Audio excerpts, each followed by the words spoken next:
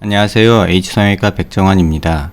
오늘 설명드릴 내용은 사각턱 수술을 준비하시는 분들께 조금 도움이 되고자 하는 글을 좀 작성해 봤습니다. 얼굴이 크고 넓다는 이유로 또는 갸름한 얼굴에 대한 선호로 사각턱 수술이 동양인에서는 많이 시행이 되고 있습니다. 하지만 수술 전 기대와는 다른 수술 후 모습에 실망하는 분들도 많고요. 또는 수술 후에 조금 어색해진 모습에 또 좌절하는 분들도 계시고, 또는 수술 후에 볼처짐이라는 어떤 부작용 때문에 많이 고통받으시는 분들도 있는 듯 합니다.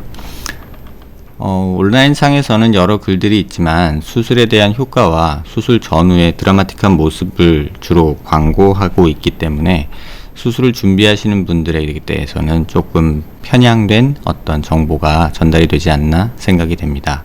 또는 온라인상에서는 이렇게 미화된 모습만 보여지는 면도 있지만, 또 반대로 수술 후 부작용이나 또는 어떤 부작용으로 인한 심리적인 갈등 또는 의사에 대한 분노, 이런 것들을 성토하시는 글들이 많이 있는 듯 합니다. 오늘은 사각턱 수술을 고려 중이거나 아니면 수술을 계획하고 계신 분들께 수술 전 진단이라는 과정에 대해서 조금 더 자세히 설명드리고, 수술 전에 좀 고려하셔야 될 부분들에 대해서 좀 말씀드리고자 합니다. 먼저 이 슬라이드에서 보시면 사각턱이라는 것은 여러 계측이 이루어지게 됩니다. 여러 해부학 관련 정보들을 보시면 볼 수 있는 내용이긴 하지만 일반인들이 보기에는 이 내용이 과연 어떤 의미인지 이해하기 힘든 경우가 많죠. 오늘 주로 말씀드릴 것은 이 사각턱에서 이 하악각을 좌우 길이, 다시 말하면 전문용어로는 바이고니얼 위스라고 하는데요. 그러니까 하악각 거리라고 이제 한국말로 하는 게 맞을 듯한데요. 쉽게 말하면 이렇게 사각턱 뼈에서 이 하악각이 차지하는 이 폭을 말합니다. 이게 중요한 이유는 인류학적으로 어떤 두개골 형상과 안면의 비율을 이제 구분을 할 때 페이셜 인덱스라는 단어를 쓰는데요. 네이지온이라고 그래가지고 전두골과 비골이 만나는 이렇게 수처 라인, 뼈가 유합되는 부위가 있습니다. 거기서부터 턱 끝까지의 길이와 광대의 좌우 길이를 비율을 말합니다. 그래서 페이셜 하이트라고 하는 것은 이 네지온에서 턱 끝까지의 길이고요. 그 다음에 바이자이고마틱 위스라고 하는 것은 광대 사이의 폭을 말합니다. 따라서 이 폭의 비율이 어떻게 되냐에 따라서 이렇게 납작한 얼굴 또는 중간형 얼굴 또는 긴 얼굴, 이런 식으로 구분을 하게 됩니다. 이러한 형태학적 분류에 의해서 페이셜 인덱스를 통해서 이런 전문 용어들이 있는데요. 어떤 숫자 이하일 때는 어떻다, 짧다, 그 다음에 더 중간이다 또는 아주 길다, 이런 식으로 여러 용어들이 있습니다. 하지만 정확한 한국말 번역은 아직은 없고 한자어 번역이 조금 있는 듯 합니다. 그래서 한국인의 페이셜 인덱스는 해부학 학회지에 1982년도에 이제 발표된 내용을 그냥 기준으로 하면요. 남자의 경우는 90.6으로 협안형, 그러니까 안화 사이가 조금 좁은 그런 렙토프로스피아라는 어떤 용어를 쓰고요. 여자는 89.4, 중안형이라 해서 메조프로소피아라는 단어를 씁니다. 그래서 여기서 보시면 여자가 오히려 조금 더 납작하고 남자가 조금 더 긴, 이런 형태가 대한민국 한국인의 페이셜 인덱스가 되겠습니다. 최근 논문에서는 141명을 대상으로 한 남자 94명, 여자 47명을 대상으로 한 어떤 이런 얼굴 계측치가 나오는데요. 여기서 페이셜 인덱스는 사실은 앞서 말씀드린 대로 남자는 90.6이고 여자는 89.4인데 여기에 측정된 걸 보면 93과 94로 별반 차이 없게 나왔습니다. 그런데 이 숫자는 사실은 이 N수가 141명이라는 숫자가 조금은 적은 감도 있고요. 또 통계학적 분석을 했을 때 이 p-value라는 것을 저희가 많이 보게 되는데 0.4 정도면 거의 신뢰할 수 없는 숫자라는 뜻입니다. 그래서 신뢰도가 굉장히 높은 것은 아래쪽에 보시면 0.001 요 정도 되게 p-value가 이하로 나올 때 우리가 어느 정도 신뢰를 하게 되는데요. 크레니얼 위스라고 해서 이제 머리통, 그러니까 머리뼈의 좌우 폭을 말하고요. 남자가 조금 더 크고 여자가 작고요. 그 다음에 바이저에그마틱 위스라고 해서 광대활의 그 좌우 폭, 그게 남자의 경우 135, 여자의 경우 126 정도가 측정이 되고 있습니다. 바이고니얼 위스트라고 해서 아까 말씀드린 사각턱에서 하악각의 거리는 102와 95 정도로 남자가 조금 더 넓은 것으로 관찰이 되고 있습니다. 통계학적으로 유의한 숫자이기 때문에 뒤에 설명드리는 내용은 바이고니얼 위스트는 102 남자, 여자는 95 정도로 기준으로 설명을 드리겠습니다. 또 하나 관심 두셔야 될 내용은 우리가 얼굴이 넓다고 할 때 사각턱이 발달해서 또는 교근이 발달해서 이 두 가지로만 온라인상에서 많이 이제 설명이 되고 있는 듯 합니다. 하지만 의외로 귀밑샘이라고 해서 이렇게 침샘이 굉장히 크게 분포를 하고 있고, 이 침샘은 교근 바로 위쪽에, 피하지방 안쪽에 이렇게 위치하게 됩니다. 따라서 이렇게 침샘이 과도하게 발달한 경우에서는 턱은 작고 교근도 발달하지 않았는데도 불구하고 굉장히 얼굴이 커 보일 수 있고요. 또 하악각 절제 후에 침샘이 보인다 이러시는 분들, 불룩한 느낌이 있다 이런 거는 이제 턱밑샘이라고 해서 여기 침샘이 또 있고요. 그래서 이런 부분들이 수술 전 후에 영향을 주게 됩니다. 침샘에 대해서 그냥 이번 기회에 간단히 알아보면요, 이하선이라고 해서 귀밑샘이 이렇게 크게 위치를 하고요. 사각턱뼈, 교근, 그 다음에 이하선, 이렇게 해서 이런 볼륨이, 이 전체 볼륨이 전체적으로 겉으로 봤을 때 얼굴 좌우 폭을 결정하게 되고요. 그 다음에 턱밑샘이라고 해서 이 턱밑샘이 사각턱이, 하악각이 절제가 많이 됐을 때 일부 환자에서 이렇게 노출이 되게 되고요. 혀밑샘이라고 해서 또는 턱끝 전진이나 후진 시에 이 혀밑샘이 조금 위치 이동이나 손상을 받는 경우가 아주 드물게 관찰이 되고 있습니다. 여기서 중요한 것은 이 파로티드 셀리바리 그랜드라고 해서 이하선 또는 귀밑샘이라고 하는 요 침샘이 발달한 경우가 굉장히 간혹 발견이 됩니다. 위 환자 같은 경우는 사각턱도 어느 정도 크지만 이렇게 사각턱에서 피부까지의 거리가 굉장히 멀죠.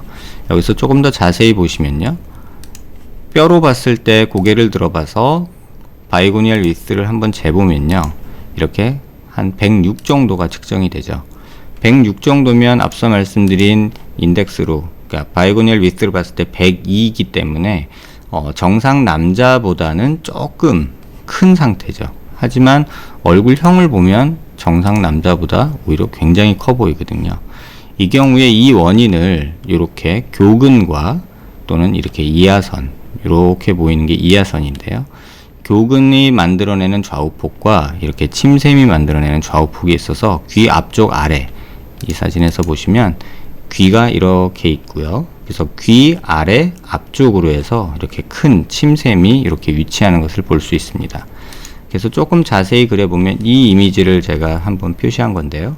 이 빨갛게 원으로 그린 부분이 교근이고 파란색으로 된 것이 이제 귀밑샘이라고 하는 이하선이 되겠습니다.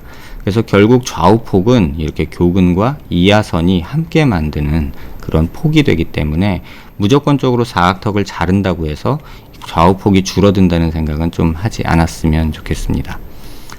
또 하나 관찰해 봐야 될 것이, 우리가 하악각을 얘기할 때 사각턱이 크다, 작다 이렇게 얘기할 때 하악각의 각을 보는 경우가 있습니다. 앞서 제가 블로그 포스팅에서도 말씀드렸다시피 이렇게 하악각을 이렇게 재게 되는데요. 보면 이 환자 같은 경우는 116도죠. 한국인의 평균이 116도에서 118도 정도 되거든요. 근데 조금 갸름하신 분들이 125도 전후를 하게 되고요. 또 130도가 넘어가면 약간의 개턱 느낌이 나기 시작합니다. 근데 단순히 이러한 각도로만 볼 것이 아니라 제가 중요시 말씀드리는 것은 귓볼의 위치입니다. 이 귓볼이 위에 붙은 분들도 있고 아래 붙은 분들도 있습니다. 그래서 귓볼에서 내려온 게 남자의 경우는 한 2cm 정도면 적절하고 그 이상이 될 땐 좀 크다고 느껴지게 되고요. 여자의 경우는 한 1.5cm 정도 됐을 때 좀 갸름한 어떤 느낌, 옆라인이 나오게 되죠. 이렇게 귓볼에서 바로 이렇게 각이 시작되면 흔히 말하는 개턱이라는 느낌이 주기 때문에 이렇게 하악각을 무조건 많이 자르는 것은 정면 효과는 별로 없으면서 옆모습에서 개턱 느낌만 나는 그런 부작용을 만들게 됩니다. 그래서 제 개인적인 기준으로는 여자는 한 1.5cm 정도만 띄자라는 생각을 갖고 수술을 하고 있고요. 그래서 귓볼에서 귀밑각이 1.5cm면 요 정도. 이분의 같은 경우는 남자이기 때문에 한 2cm 정도를 했을 때 실제로 뼈를 삭제할 양은 요거밖에 되지 않는 거죠. 그래서 이분에게 수술을 어떻게 할 것이냐 라고 얘기를 할 때는 요 끝에 있는 요 각만 살짝 잘라주는 것 외에는 사각턱 수술로 얼굴 좌우폭이 주는 거는 특별히 효과가 없다고 말씀드릴 수 있습니다. 또 환자들에 따라서는 이렇게 사각턱이 옆으로 벌어진 약간 여자들 치마에 그 A라인 스커트처럼 바깥으로 이렇게 벌어진 사각턱이 있는데요. 이러한 경우는 요 각만 잘라줘도, 이렇게 튀어나온 각만 잘라줘도 어느 정도의 효과를 볼 수 있는 경우가 있습니다. 따라서 이런 환자 같은 경우는 굳이 사각턱 수술을 한다면 이런 식으로 이 부분만 살짝 잘라주는 것이 오히려 효과적이고 안전하지 않을까 생각이 됩니다. 오늘은 사각턱 수술을 준비하는 분들께 수술 전 진단에 대해서 여러 말씀을 드렸는데요. 처음으로 보면 이런 계측에 관한 내용부터 이 바이고니얼 위스에 대한 내용, 그 다음에 안면 비율에 대한 내용, 그 다음에 정상 한국인에 대한 평균치 내용, 그 다음에 침샘에 의한 얼굴이 넓어 보이는 효과, 그 다음에 침샘의 위치, 이런 것들을 설명드렸고요. 실제 환자에서 침샘이 발달된 경우, 이런 경우를 말씀드렸고요. 또 하악각 절제 시 중요한 것은 이 각의 크기뿐만 아니라 이 귓볼과 하악각의 길이 차이, 요 위치도 중요시되고, 안면 비율, 또 중안면부가 꺼져 있는지 돌출되어 있는지, 또한 페이셜 인덱스, 이런 것들이 중요하다는 점을 말씀드렸습니다. 총괄적으로 한 번 더 정리드리면 사각턱 수술 전에 고려해야 할 사항은 페이셜 인덱스라고 해서 안면의 비율, 그 다음에 바이고니얼 위스라고 해서 하악각의 거리, 폭, 그 다음에 앵글 디그리라고 해서 하악각이 얼마나 돌출되어 있고 각도가 얼마나 가파른지 정도를 파악하는 것이 중요하고요. 또 이 하악각과 연관된 귀의 위치, 귓볼의 위치가 아래쪽에 있는지 아니면 위에 붙은 귀인지, 하이셋 이어인지 로우셋 이어인지 확인하는 것이 필요하고요. 또 무턱이나 또는 하악 외소증이 있는지 없는지 여부도 꼭 확인하셔야 될 듯 합니다.